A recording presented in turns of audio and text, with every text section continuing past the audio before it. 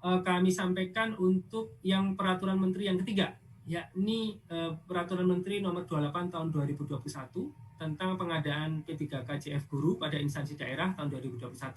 Selanjutnya tahapan pengadaan P3K Guru, Bapak Ibu sekalian.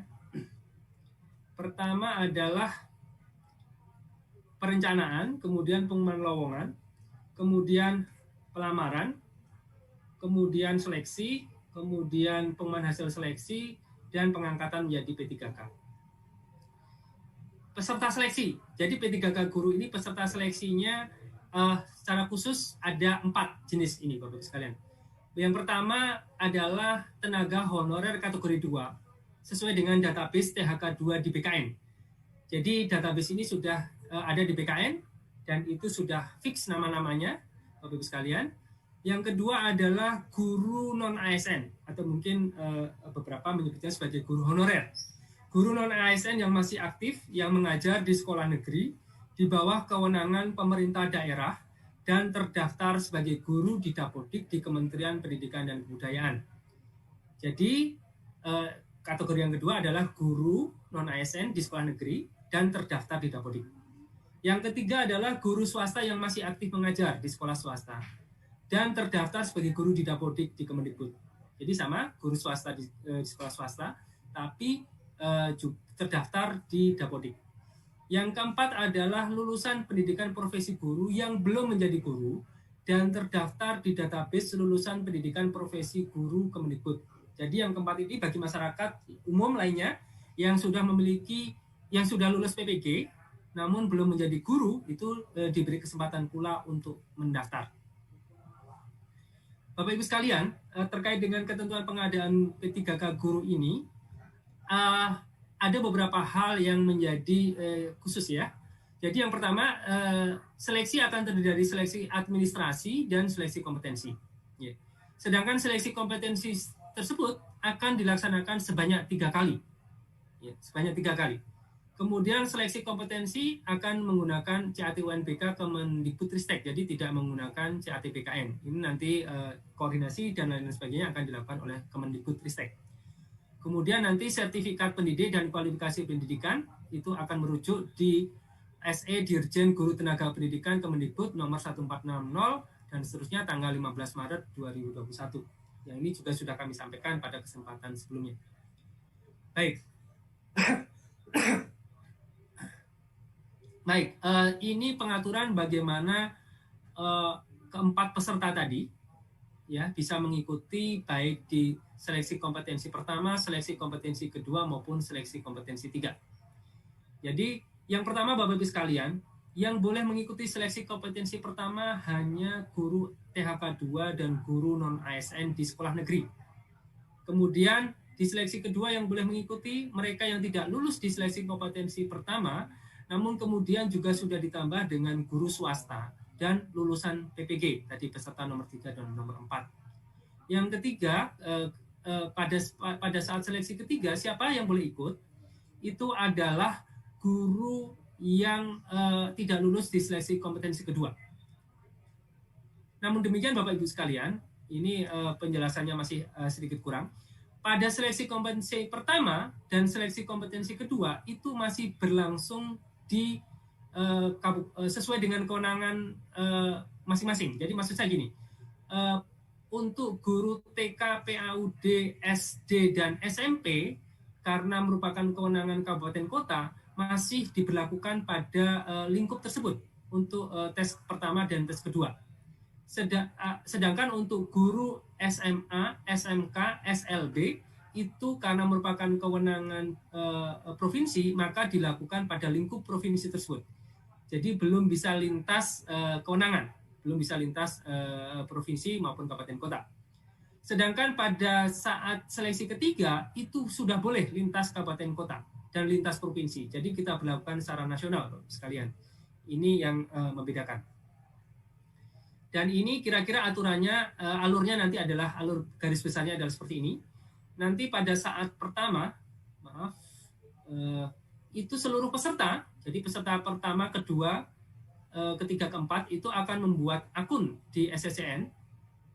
Kemudian pada seleksi kompetensi pertama itu hanya peserta pertama dan kedua saja yang bisa memilih formasi. Ya, peserta pertama dan kedua saja yang bilang memilih formasi. Kemudian peserta yang sudah tersedia formasi di tempat sekolahnya, dia harus melamar atau akan langsung ditempatkan formasinya sesuai dengan tempat sekolah dia mengajar saat ini.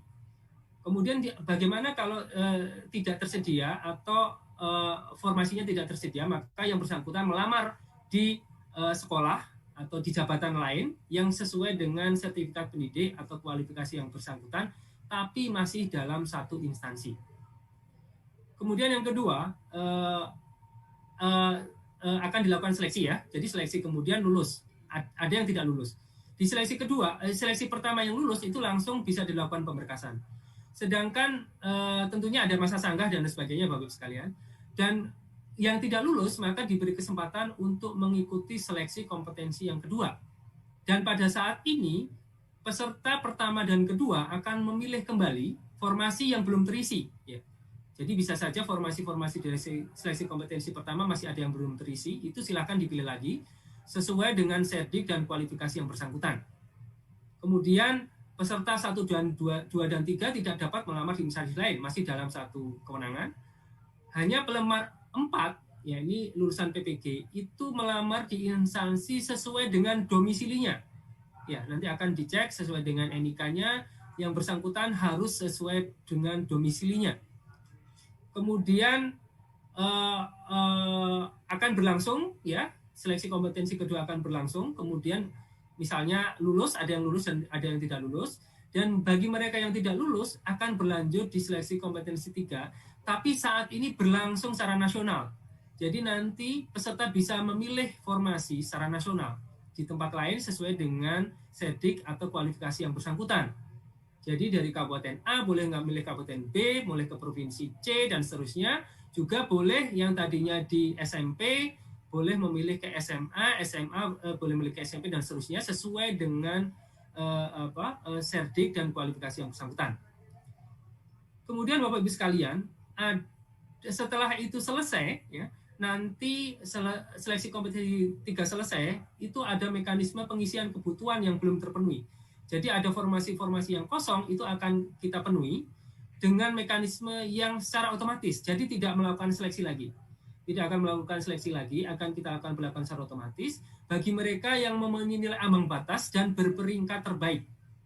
Dan itu nanti akan ditempatkan sesuai dengan jabatan, bentuk satuan pendidikan, dan instansi yang dilamar, di mana metode penentuan sekolah tersebut akan ditentukan kemudian, nanti bersama-sama dengan Kementerian Pendidikan dan Kebudayaan.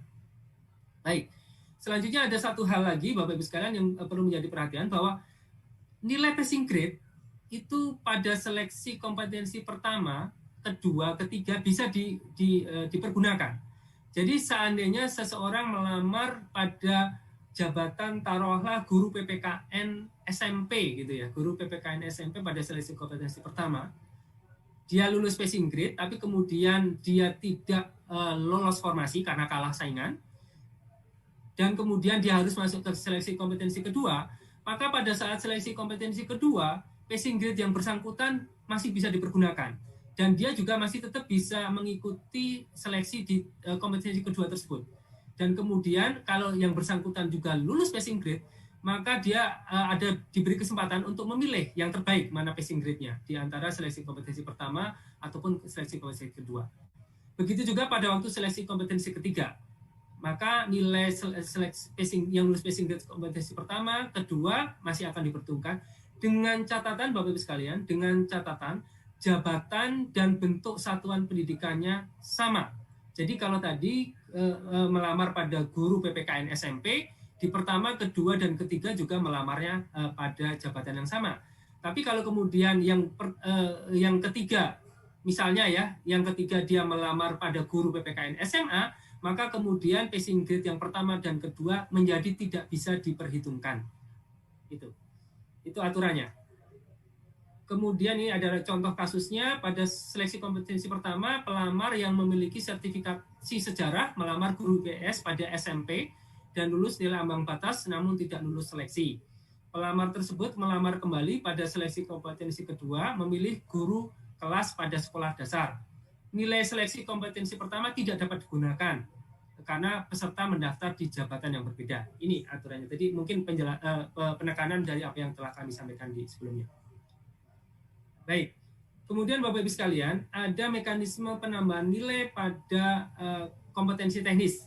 Jadi ini pemerintah mencoba untuk mengapresiasi beberapa hal terkait dengan sertifikat pendidik, kemudian juga disabilitas, dan terkait dengan usia, dan kekhususan terkait dengan THK X kategori 2. Ada 4 yang kita akomodir Bapak Ibu sekalian. Yang pertama adalah bagi mereka yang memiliki sertifikat pendidik yang linear dengan jabatan yang dilamar, sesuai dengan jabatan yang dilamar, maka akan diberikan nilai 100% dari nilai maksimum kompetensi teknisnya.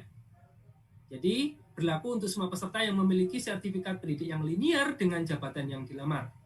Jadi akan mendapatkan nilai 100% untuk yang memiliki sertifikat pendidik yang linear. Kemudian apabila yang kedua, tambahan nilai apabila yang bersangkutan berusia di atas 35 tahun. Ini berlaku untuk peserta di atas 35 tahun dan berstatus aktif sebagai guru selama 3 tahun terakhir berdasarkan data Dapodik.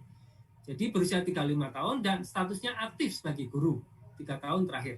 Itu juga akan mendapatkan penambahan nilai 15%. Kemudian yang ketiga adalah penyandang disabilitas.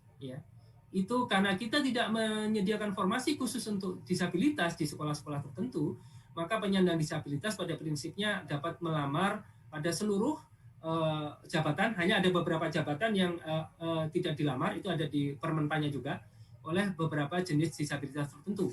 Dan kemudian setelah dilakukan verifikasi, maka kemudian yang bersangkutan berhak mendapatkan nilai 10% dari nilai maksimum kompetensi teknis. Kemudian penambahan nilai yang keempat adalah THK 2. Yakni peserta terdaftar di database THK 2 PKN dan berstatus aktif sebagai guru selama 3 tahun terakhir. Jadi bagi THK 2 yang aktif sebagai guru 3 tahun terakhir sebagai Dapodik, itu juga akan mendapatkan nilai tambahan sebesar 10%. Dan penambahan nilai ini berlaku akumulatif Bapak Ibu sekalian. Jadi seseorang yang berusia di atas 35 tahun dan kebetulan yang bersangkutan merupakan penyandang disabilitas, maka akan mendapatkan penambahan nilai 15% plus 10%, jadi 20%. Dan kalau kebetulan yang bersangkutan adalah THK 2, maka mendapatkan nilai tambahan lagi 10%. Kemudian hanya saja nilai totalnya tidak boleh melebihi dari nilai maksimal kompetensi teknis. Jadi misalnya yang bersangkutan tadi sudah mendapatkan 35% dari kompetensi teknis, kemudian ternyata yang bersangkutan mengikuti tes dan lulus dengan nilai misalnya 90% dari kompetensi teknisnya.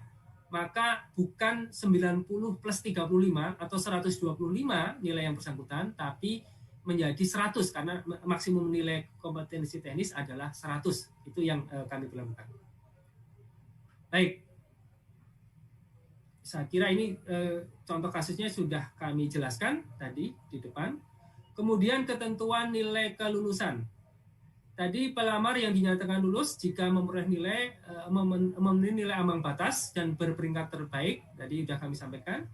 Kemudian pada seleksi kompetensi kedua, pelamar dapat menggunakan nilai terbaik di antara nilai seleksi kompetensi 1 atau seleksi kompetensi kedua, tapi hanya dapat digunakan jika memenuhi nilai ambang batas, dan pada seleksi kompetensi kedua, pelamar memilih jabatan dan bentuk satuan pendidikan yang sama dengan seleksi kompetensi pertama. Kemudian nilai seleksi kompetensi kedua hanya dapat dipergunakan jika memenuhi nilai ambang batas.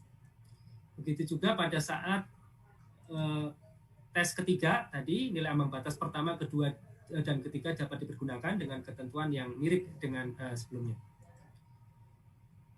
Kemudian yang selanjutnya adalah ketentuan kelulusan jika pelamar memiliki nilai akhir yang sama. Jadi ini juga berlaku untuk yang P3K tadi, yang jabatan fungsional yang lainnya selain guru, bahwa yang pertama akan dilakukan, apabila nilainya sama, akan dilakukan penentuan berdasarkan nilai kompetensi teknis yang lebih tinggi dulu. Jika terjadi kesamaan nilai kompetensi teknis yang lebih tinggi yang akan diluluskan. Kemudian jika terjadi misalnya yang A, nilai kompetensi teknisnya masih sama juga, maka didasarkan pada nilai kumulatif kompetensi manajerial dan sosiokultural yang paling tinggi. Jadi nanti passing grade kompetensi manajerial dan sosiokultural itu dijadikan satu, Bapak Ibu sekalian, dan itu mana yang paling tinggi itu yang akan menjadi penentu untuk keduanya. Dan seandainya di proses B masih sama juga, maka akan digunakan ya kelulusan didasarkan pada nilai wawancara yang paling tinggi. Dan ternyata kalau C-nya juga masih sama juga nilainya, maka ketentuan kelulusan didasarkan pada usia yang lebih tinggi dari peserta-peserta yang bersangkutan. Masa sanggah. Masa sanggah pada prinsipnya sama. Peserta yang keberatan itu mengajukan sanggahan paling lama 3 hari sejak hasil seleksi diumumkan. Kemudian sanggahan diajukan oleh portal SSASN. Kemudian panitia wajib mengumumkan memproses sanggahan tersebut dan selanjutnya mengumumkan ulang hasil sanggahan tersebut paling lama 7 hari sejak berakhirnya waktu pengajuan sanggah. Saya kira demikian Bapak Ibu sekalian yang dapat kami sampaikan. Terima kasih.